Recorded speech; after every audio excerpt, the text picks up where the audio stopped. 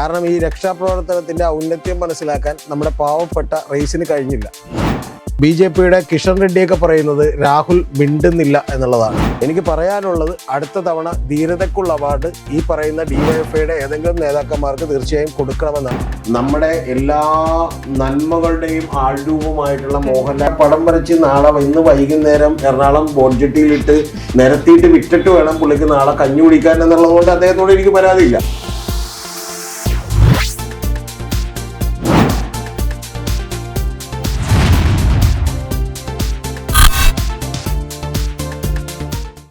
കേരളം മുഴുവൻ ഇപ്പോൾ ചർച്ച ചെയ്തുകൊണ്ടിരിക്കുന്ന ഒരു കാര്യം, നവകേരള സദസ്സുമായി ബന്ധപ്പെട്ട് നമ്മൾക്കറിയാം നമ്മുടെ മുഖ്യമന്ത്രിയും പരിവാരങ്ങളുമെല്ലാം വലിയ യാത്രയിലാണ്.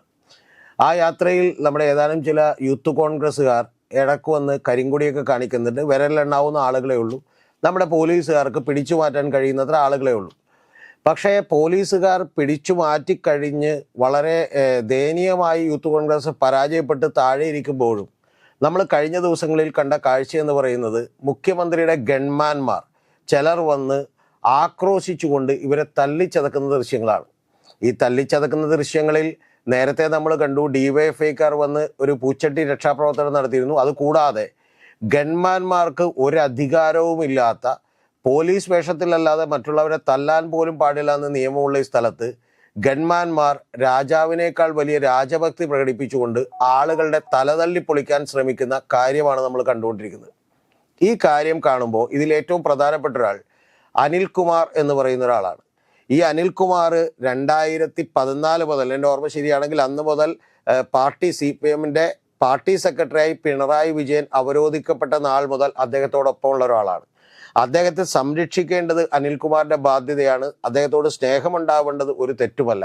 പക്ഷെ അനിൽകുമാർ ഓർക്കേണ്ടത്, അത് ഈ അധികാരം എന്ന് പറയുന്നത് എല്ലാ കാലത്തേക്കും പിണറായി വിജയൻ തന്നെ ആവില്ല എന്നും, ആ അധികാരം ഉപയോഗിച്ച് ആളുകളുടെ തലതൊല്ലി പൊളിക്കുന്നത് വളരെ തെറ്റായ ഒരു കാര്യമാണെന്നും, ഇത് അധികാരത്തിന്റെ ദുർവിനിയോഗമാണെന്നും, ഇത് ധാർഷ്ട്യമാണെന്നും താങ്കൾ മനസ്സിലാക്കണം. കാരണം ഇതൊരു രോഗമാണ്, ഇതൊരു രോഗലക്ഷണമാണ്. ആ രോഗലക്ഷണം മുഖ്യമന്ത്രിയും പ്രകടിപ്പിച്ചു തുടങ്ങിയിരിക്കുന്നു. അതുകൊണ്ടാണ് ഇത്തരത്തിൽ പൂച്ചട്ടി കൊണ്ട് തലവല്ലി പൊളിക്കുന്നവരെയും അനിൽകുമാർമാരെയും സംരക്ഷിക്കുന്ന നിലപാടുകൾ എടുത്തിട്ടുള്ളത്. ഞാൻ ഈ ഉപമ കുറച്ച് കൂടി പോയേക്കാം, പക്ഷെ എങ്കിലും ചരിത്രത്തിൽ നിന്ന് ഈ ഗൺമാന്മാർ നിരവധി കാര്യങ്ങൾ പഠിക്കേണ്ടതുണ്ട്. അതിൽ പഠിക്കേണ്ട ഏറ്റവും പ്രധാനപ്പെട്ട ചരിത്രം, ജൂതന്മാരെ ഹോളോകോസ്റ്റ് നടത്തി 60 ലക്ഷത്തോളം പേരെ കൊന്നുകളഞ്ഞ അഡോൾഫ് ഹിറ്റ്ലറിന്റെ ചരിത്രമാണ്. ആയിരക്കണക്കിന് വർഷങ്ങൾക്കും അപ്പുറവും തൻ്റെ ആര്യ സാമ്രാജ്യം നിലനിൽക്കുമെന്നും അങ്ങനെ ജൂതന്മാരെ കൊന്നുകളയണമെന്നും ഒക്കെ തീരുമാനിച്ച അഡോൾഫ് ഹിറ്റ്ലറിന് ഇതേപോലെ രാജാവിനേക്കാൾ വലിയ രാജഭക്തി കാണിക്കുന്ന കിങ്കരന്മാരുണ്ടായിരുന്നു എന്ന് നമ്മൾ തിരിച്ചറിയണം. അതിലേറ്റവും പ്രധാനപ്പെട്ടത് ഇരുമ്പ് ഹൃദയൻ എന്നറിയപ്പെട്ട, ഹിറ്റ്ലറിൻ്റെ ഏറ്റവും വലിയ ഹെൻച്ച്മാൻ എന്നറിയപ്പെട്ട, കൊലയാളി എന്നറിയപ്പെട്ട റെയിൻഹാർഡ് ഹൈഡ്രിച്ച് എന്ന് പറയുന്ന ഒരാളാണ്. അദ്ദേഹം ഉണ്ടായിരുന്നു. അതിനുശേഷം ജോസഫ് ഗീബൽസ് എന്ന് പറയുന്ന, ഇതിനെല്ലാം ന്യായീകരിക്കാനും പ്രചണ്ഡമായ പ്രചരണ പ്രവർത്തനങ്ങൾ കൊണ്ട് എല്ലാ നുണകളെയും സത്യമാക്കി മാറ്റാൻ കഴിയുന്ന ജോസഫ് ഗീബൽസ് എന്ന് പറയുന്ന പെരുന്നുണയനുണ്ടായിരുന്നു കൂടെ എന്നറിയണം. പക്ഷെ ഇതിനെല്ലാറ്റിനും ശേഷം ഇത്തരത്തിലുള്ള ആളുകൾക്ക് എന്ത് സംഭവിച്ചു എന്നുകൂടി ചരിത്രത്തിൽ നിന്ന് ഈ അനിൽകുമാറും നമ്മുടെ മുഖ്യമന്ത്രിയും ഒക്കെ പഠിക്കേണ്ടതാണ്. ഇത് കുറച്ച് കൂടിയ സാമ്യതയുണ്ട് എന്ന് നിങ്ങൾക്ക് തോന്നിയേക്കാം. പക്ഷെ ഇത് ഈ അഡോൾഫ് ഹിറ്റ്ലർക്കൊക്കെ സംഭവിച്ച, അല്ലെങ്കിൽ ഹൈഡ്രിക് ഹെൻറിച്ച്മാനൊക്കെ സംഭവിച്ചിട്ടുള്ള രോഗങ്ങളുടെ തുടക്കമാണ് അനിൽകുമാർ നിങ്ങൾക്കും മിസ്റ്റർ പിണറായി വിജയൻ. അതുകൊണ്ട് ഇവർക്ക് എന്ത് സംഭവിച്ചു എന്ന് കൂടി നമുക്ക് പരിശോധിക്കാം. അഡോൾഫ് ഹിറ്റ്ലർ യുദ്ധത്തിൽ പരാജയപ്പെട്ട സ്വന്തം ബങ്കറിൽ ഇവാ ബ്രൗൺ എന്ന് പറയുന്ന സുന്ദരിയായ തൻ്റെ ഭാര്യയ്ക്കൊപ്പം ഏറ്റവും ആദ്യം സയനൈഡ് ഗുളിക കഴിച്ച് മരിക്കുകയും ഇനി എങ്ങാനും മരിക്കാതിരുന്നാലോ എന്ന് വിചാരിച്ച് സ്വയം വെടിവെക്കുകയും ചെയ്ത ചരിത്രമാണുള്ളത് എന്ന് മറന്നു പോകരുത്. എന്ന് പറഞ്ഞാൽ കാലം കണക്ക് ചോദിക്കാതെ വിട്ടിട്ടില്ല ഒരാളോടുമെന്ന് എൻ്റെ പ്രിയപ്പെട്ട അനിൽകുമാർ മനസ്സിലാക്കണം. ഓരോ ഗൺമാനും ഓരോ പോലീസുകാരും ഇത് കൃത്യമായി മനസ്സിലാക്കണം. ഇനി അഡോൾഫ് ഹിറ്റ്ലർ കഴിഞ്ഞതിന് ശേഷം അദ്ദേഹത്തിൻ്റെ ഏറ്റവും വിശ്വസ്തനായിരുന്ന ജോസഫ് ഗീബൽസ് എന്ന് പറയുന്ന ഒരാൾ സ്വന്തം കുട്ടികൾ, അതേ ബങ്കറിൽ തന്നെ സ്വന്തം 6 വരുന്ന പിഞ്ചു കുട്ടികൾക്ക് സയനൈഡ് കൊടുത്തുകൊണ്ട് അവർ കൊന്നതിന് ശേഷം അദ്ദേഹം സ്വയം ആത്മഹത്യ ചെയ്യേണ്ടി വന്നതാണ് എന്നുള്ളത് മറന്നു പോകരുത്.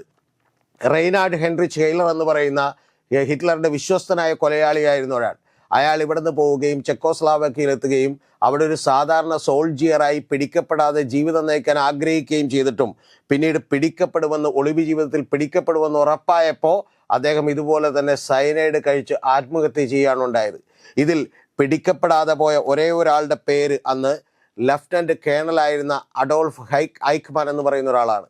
അദ്ദേഹം പിടിക്കപ്പെടാതെ പിന്നീട് അർജന്റീനയിൽ ചെന്നൊരു ഒളിവ് ജീവിതം നയിക്കുകയും ആ ഒളിവ് ജീവിതത്തിൽ അദ്ദേഹം ബെൻസ് എന്ന് പറയുന്നൊരു മെഴ്സിഡസ് ബെൻസിൻ്റെയൊക്കെ ഫാക്ടറിയിൽ വെറും ഫോർമാനായി, അതായത് അഡോൾഫ് ഹിറ്റ്ലറുടെ കാലത്ത് പ്രതാപിയായ ലഫ്റ്റനന്റ് കേണലും അവിടുത്തെ ഏറ്റവും മുതിർന്ന പട്ടാള ഉദ്യോഗസ്ഥനുമായിരുന്ന ഹോളോകോസ്റ്റിലേക്ക് ആളുകളെ വിട്ട് കൊല്ലിക്കാൻ ലോജിസ്റ്റിക്സ് മുഴുവൻ മാനേജ് ചെയ്ത ഈ ഹോളോകോസ്റ്റിന്റെ ഈവന്റ് മാനേജറായിട്ടുള്ള അഡോൾഫ് ഐക്ക്മാൻ പിന്നീട് നയിച്ചത് ആരാലും അറിയപ്പെടാതെ മെഴ്സിഡസ് ബെൻസിന്റെ ഫാക്ടറിയിൽ അർജന്റീനയിലെ ബ്യൂണസ് ഐറസിൽ ഒരു പ്രാന്തപ്രദേശത്ത് ഒരു ഏറ്റവും സാധാരണ ജീവിതം ഒരു സാധാരണ വീട്ടിൽ നയിക്കുകയായിരുന്നു. പക്ഷെ എന്നിട്ടും കാലം അയാളെ കണക്ക് ചോദിക്കാതെ വിട്ടില്ല.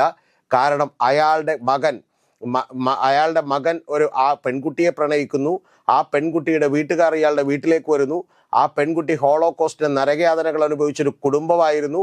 ആ അന്ധനായിട്ടുള്ള ഒരു പിയാനോ